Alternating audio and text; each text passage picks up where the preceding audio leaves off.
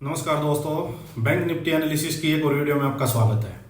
देखिए, जैसा अगर किसी ने मेरी वीकली कल की जो मैंने बैंक निफ्टी एनालिसिस की वीडियो डाली थी, अगर किसी ने वो वीडियो देखी होगी तो मेरे को लग रहा है कि उसकी काफ़ी साइकोलॉजी इंप्रूव हुई होगी। और वैसे भी अगर फर्स्ट डे से कोई देख रहा है और इम्पोर्टेंट पॉइंट नोट करता जा रहा है तो देखिए आप देखोगे कैसे बेहतरीन ट्रेडिंग होती है जो साइकोलॉजी बेस्ड ट्रेडिंग होती है। आप देखिए इंडिकेटर्स वगैरह का आपने एक दिन भी कोई यूज़ नहीं किया है और मैं आपको प्योर साइकोलॉजी बेस्ड चीजें बताता हूँ। अगर आप 2-3 महीने तक इसको फॉलो कर लोगे तो आपके सारी डाउट्स जितने भी ट्रेडिंग के रहते हो क्लियर हो जाएंगे और आपको लगेगा कि यार कितना इजी है ट्रेडिंग। अब आप देखिए एक बार कल के बेस पे हमने क्या डिसाइड किया था, हमने कल क्या एनालिसिस किया था, आपको एक बार वो देखिए। देखो हमने क्या कहा था कि यहाँ से बायर्स जब एक्टिव हुए थे, ठीक है, तो ये जो रेड कैंडल्स जो दिख रही हैं, क्या ये ट्रेंड रिवर्सल था? नहीं, ये ट्रेंड रिवर्सल नहीं था। ये सिर्फ क्या था, जो जिन लोगों ने यहाँ बाइंग की थी उन लोगों का प्रॉफिट बुकिंग थी नियर ऑल टाइम हाई। यहाँ पे प्रॉफिट बुकिंग हुई है। उसके बाद कुछ लोग जो ऑल टाइम हाई के आसपास सेल करना चाह रहे होंगे, उन्होंने शॉर्ट टर्म के लिए कुछ सेलिंग भी की होगी, ठीक है। लेकिन एज सच कोई बड़े प्लेयर्स यहाँ पे सेलिंग नहीं कर रहे हैं। क्यों? क्योंकि बड़ा टाइम फ्रेम अगर आप देखोगे तो नीचे बहुत स्ट्रॉन्ग डिमांड जोन है, नीचे बहुत स्ट्रॉन्ग डिमांड जोन है। ये वाला ये जो 1, 2, 3, 4 वीक जो बना हुआ है यहाँ तक, जब ये 44,400 को जिस दिन ब्रेक करेगा ना, उस दिन से समझ लेना कि लास्ट स्विंग जो है वो टूट चुका है बड़े टाइम फ्रेम का, और तब एग्रेसिव सेलिंग स्टार्ट हो जाएगी। इसमें इन बिटवीन जो है वो एग्रेसिव सेलिंग नहीं होगी और एग्रेसिव बाइंग भी अब इन बिटवीन नहीं होगी जब तक कि ऑल टाइम हाई जो है ये नहीं निकल जाता। ये क्लियर कट फर्स्ट डे से मैं बोलता आ रहा हूं। अब देखिए इसके बेस पे ट्रेडिंग कैसे करनी है। देखो डेली टाइम फ्रेम में क्या पता लग रहा है आपको कि ये जो सेलिंग जो आ रही थी, जो प्रॉफिट बुकिंग लगाओ या सेलिंग लगाओ, इसको जो ये आ रही थी, देखिए ये कैंडल क्या बता रही थी कि अब सेलर्स में थोड़ा सा दम जो है वो कम होने लगा है और बायर्स थोड़े थोड़े एक्टिव होने लगे हैं। बायर्स ने थोड़ा दम लगाया लेकिन फुली कॉन्फिडेंट अभी है नहीं बायर्स। क्यों नहीं है? उसका भी लॉजिक है। उसका लॉजिक ये है कि जो घोड़ा ऊपर से भागता भागता नीचे आ रहा है, उस घोड़े को रेस्ट चाहिए। जब वो रेस्ट चाहिएगा, उसको 2-4 दिन यहाँ रुकेगा, तब बायर्स को विश्वास होगा कि ये सेलिंग का प्रेशर बंद हो चुका है, ये खत्म हो चुका है और अब बायर्स धीरे धीरे इसमें ऐड होना शुरू हो जाएंगे, हल्की हल्की हल्की बाइंग शुरू करेंगे। फिर ये 2-4 दिन रुकेगा। देन जिस दिन अच्छे से बायर्स को कॉन्फिडेंस आ जाएगा, सेलर्स हट जाएंगे, डर जाएंगे, तब इसमें एग्रेसिवली बाइंग स्टार्ट होगी। उस दिन ही अपसाइड का मुंह अच्छा खासा दे देगा। ये साइकोलॉजी है इसके पीछे। ये जो कैंडल्स बन रही है इसके पीछे देखो, 1, 2, 3 तीनों दिन क्या हो रहा है, जैसे मार्केट नीचे आ रहे बायर्स आ रहे हैं, ठीक है।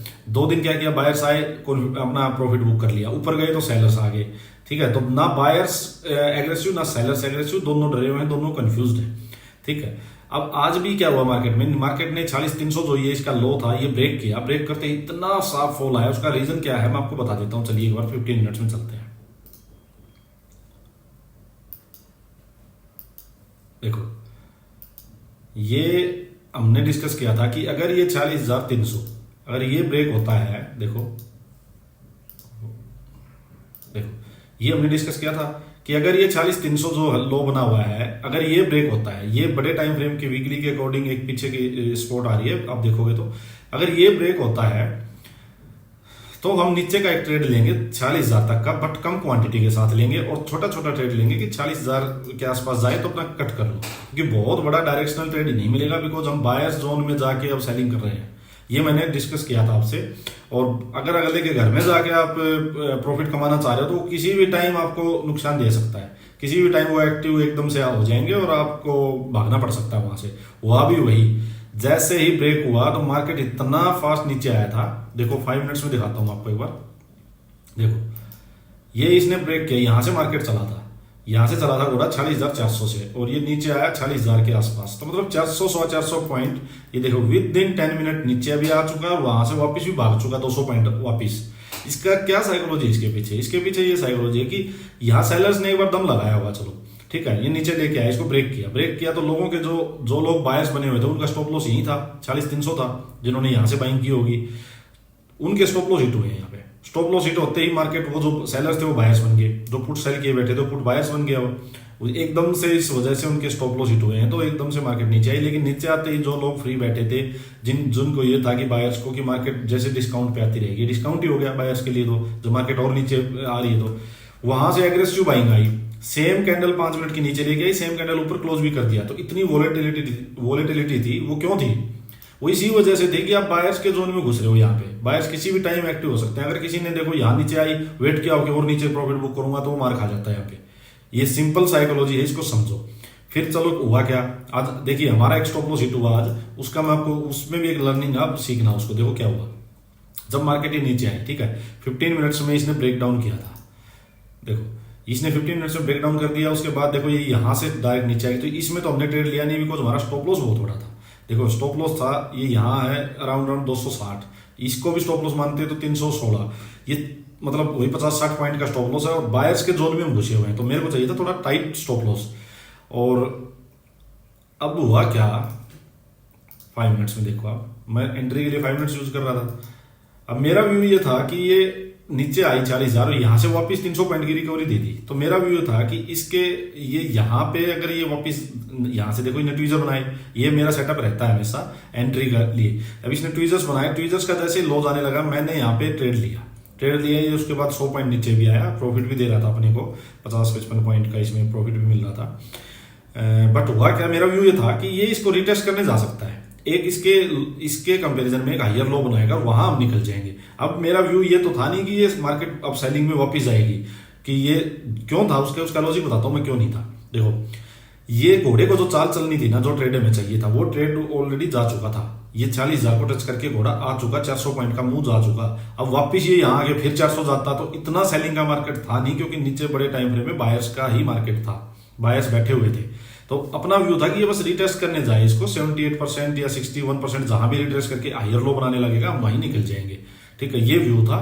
बट वो चलो इसलिए बहुत जल्दी ही इसमें बाइंग आ गई, यहाँ से वापिस इसको खींच गया, तो हमने इसके हाई का स्टॉप लॉस लगाया था, अपना स्टॉप लॉस खा गई मार्केट, चलो कोई नहीं।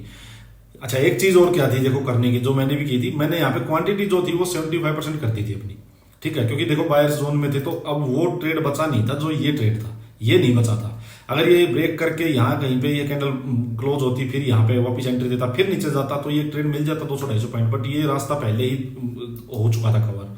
चलो फिर उसके बाद देखिए करने को कुछ नहीं था, इसी रेंज में आके मार्केट फिर फंस गई। अब देखिए कल क्या हो सकता है, बेस्ट सिनेरियो। चलो फर्स्ट डिस्कस करते हैं कि मार्केट यहीं पे ओपन हो, बेस्ट सिनेरियो यही रहेगा। अब मार्केट यहीं पे ओपन हो जाए और थोड़ा टाइम बिताए, यहाँ पे टाइम बिता के इसको अपसाइड को ब्रेक कर दे, तो अब अगर टाइम बिता के अपसाइड ब्रेक करिए तो इसका मतलब क्या है कि अब बायर थोड़ा थोड़ा ऐड होना शुरू हो गए। देन हम देखिए 40,700 750 के आसपास से 47,000 का 200-250 पॉइंट के लिए ट्रेड लेंगे, ठीक है। 47,000 पे भी होल्ड करके फिर ब्रेक कर रहा है, तो 47,200-250 तक का एक ट्रेड लेंगे, ठीक है।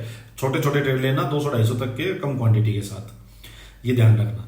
ये तो हो गया, यहीं पे ओपन हो गए अपसाइड को दे, यहीं पे ओपन हो गए, थोड़ा रुक के अगर इस रेंज को ब्रेक करिए जो 40,500 वाली है, इसको नीचे की साइड ब्रेक करे तो फर्स्ट टारगेट अपना हो जाएगा 40,300, देन 40,000, फिर ये ट्रेड लेना, ठीक है। ये ध्यान रखना, वही कम क्वांटिटी के साथ जैसे जैसे बायर्स जोन में जाओगे थोड़ा डरना शुरू हो जाना और अपना प्रॉफिट बुक करते जाना, ठीक है। ये हो गया सेम सिनेरियो यहीं पे ओपन होने का।